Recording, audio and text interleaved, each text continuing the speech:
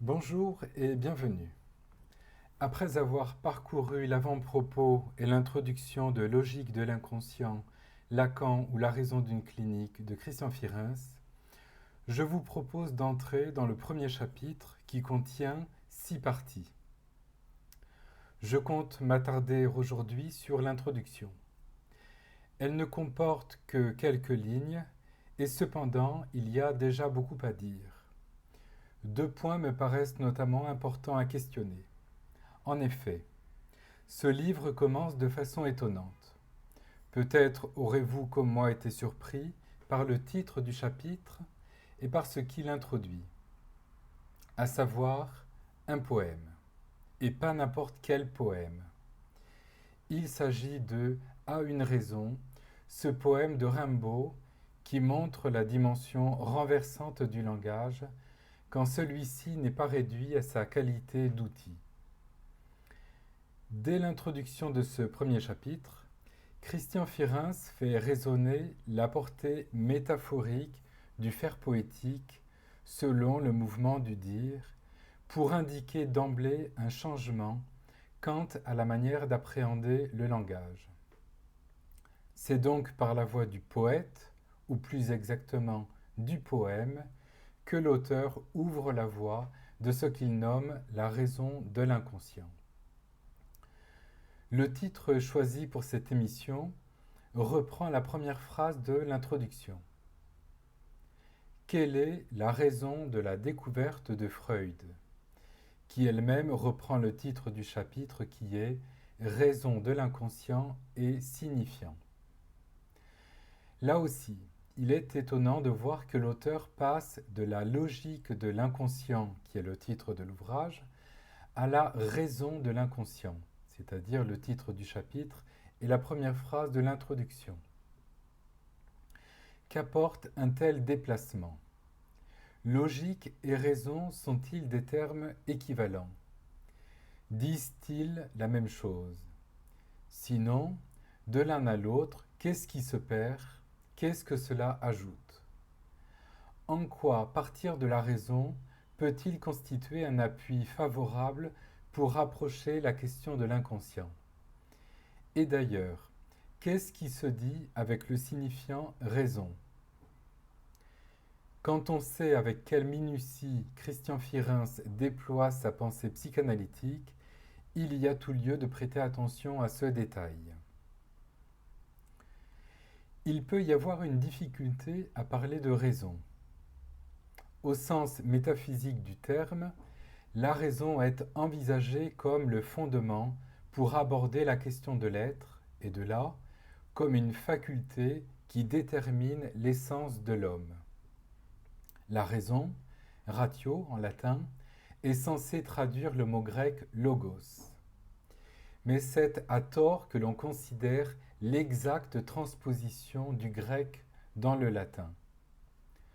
Au risque de le dire un peu vite, disons que le propre de la raison est qu'elle pense en calculant.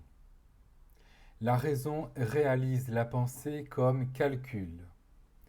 La raison est une pensée calculante. Je cite ici Heidegger. Ratio veut dire compte au sens large, au sens où l'on dit, à propos d'une chose, que l'on compte sur ceci ou sur cela, sans que des nombres interviennent ici. Dans le compte, quelque chose est supposé, ni arbitrairement, ni conjecturalement. On suppose ce à quoi on tient précisément qu'une chose est telle qu'elle est. Cette supposition soutient l'idée selon laquelle la raison est le socle du rapport établissant que toute chose qui se présente là-devant est telle qu'elle est, c'est-à-dire qu'elle est telle qu'elle est représentée.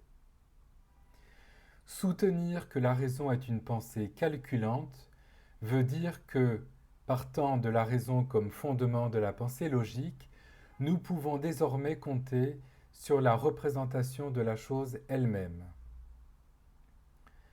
La raison comme fondement pour une pensée calculante instaure ainsi l'idée de la différence définie uniquement comme un rapport d'opposition, de négation, en fonction de la vérité, alors pensée comme adéquation du mot à la chose.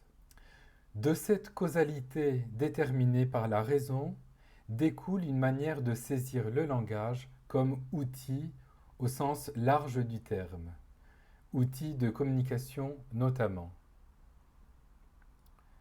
Il faut faire remarquer que ce que dit le mot grec logos a été en partie recouvert par son interprétation logique.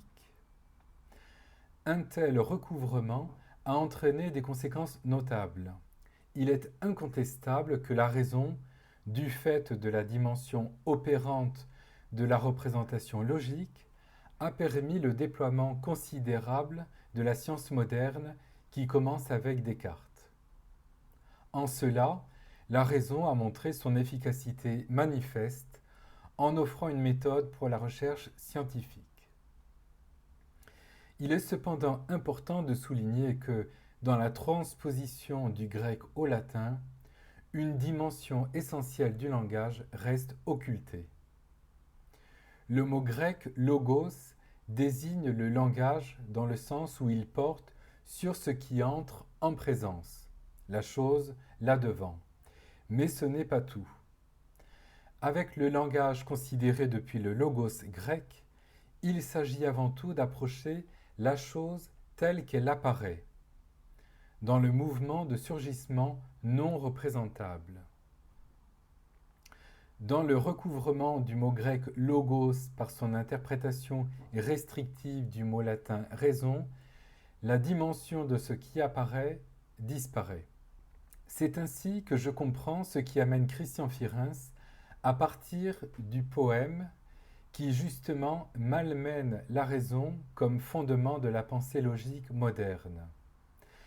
Car en effet, la force du poème tient au fait qu'il intervient, on peut dire en deux mots, intervient dans ce mouvement du langage en montrant précisément le mouvement du faire apparaître depuis un lieu qui se trouve en dehors de la représentation au sens linguistique du terme. Le poème montre la présentabilité de l'absence dans la représentation signifiante. Le poème montre ainsi l'essence de l'apparaître, c'est-à-dire la dimension d'une ouverture sans fond sur laquelle s'appuie le logos grec. Laquelle dimension d'ouverture est tout à fait oubliée de la raison et de la logique classique qui en découle. Quelle est la raison de la découverte de Freud demande Christian Firins. C'est le poème A une raison d'Arthur Rimbaud qui y répond. Je précise que dans un ouvrage récent, un autre commencement pour la psychanalyse, une nouvelle lecture du séminaire Encore de Lacan, Christian Firins propose un commentaire éclairant de ce poème en soulignant le renversement à l'œuvre dans la structure des discours, discours au sens lacanien du terme. Je ne vais donc pas m'y attarder plus longuement, si ce n'est pour souligner ceci. A une raison indique fondamentalement un changement quant à la manière de concevoir le langage. Le poème produit une véritable ouverture sur la dimension ouverte du langage. Ainsi renouvelé, le langage porte en lui la nouveauté et transporte quiconque se lance dans ce mouvement langagier qui bouleverse absolument, en tant qu'il est présentification apparaissante du mouvement. La raison de la découverte de Freud nous transporte dans un langage nouveau, dit Christian Firins. Elle suscite de nouveaux hommes et apparaît un nouvel amour. Elle changera notre destin et percera la dure souffrance qui dure. Elle sublimera l'essence de notre être et de notre désir. Approcher cette raison de la découverte de Freud consiste en un pas en arrière, allant du langage dans son acception métaphysique, c'est-à-dire déterminé par la raison qui bouche l'horizon de la pensée, jusqu'à découvrir une toute autre dimension, celle du langage en mouvement à proprement parler. Je précise qu'il ne s'agit pas d'un refus de la rationalité, mais d'une prise en compte de ce qui aura été oublié dans la transposition du logos grec au ratio latin. En confrontant la raison à la poésie, Christian Firins introduit d'emblée un rapport conflictuel à soutenir dans l'abord du langage qui peut alors déboucher sur une autre logique bien plus redoutable, comme on a pu le lire dans l'introduction du livre. Il me semble important de dire un mot de la méthode tout à fait intéressante employée ici pour introduire la question de la logique de l'inconscient.